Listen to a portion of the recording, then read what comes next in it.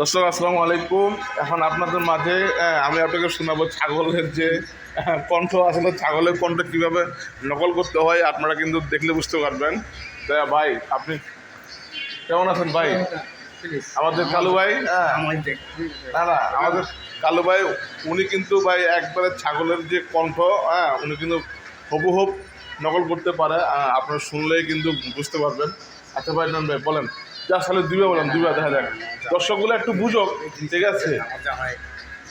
আচ্ছা আচ্ছা, দর্শকগুলো একটু বুঝুক, দর্শকগুলো একটু বুঝুক। আসলে কিন্তু ছাগল কিন্তু ছোট বাচ্চা হলে যে একটা ডাক হয়, আবার মাঝারি হলে যে একটা ডাক হয়, আবার মুরব্বী হয়ে যে ডাক হয়, তিনটা কিন্তু তার কাছে কিন্তু আছে। আসলে শুনতে কিন্তু অনেক জোর। আচ্ছা বলো বলো ভাই, বলো।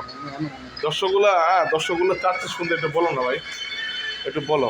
যেটি বলিস ওইটি ছাড় ভাই বলো ভাই, ভাই বলো বলো। আচ্ছা বলো বলো বলো, দিবে বলো না ভাই। আচ্ছা ভাই কিন্তু অনেক সরম।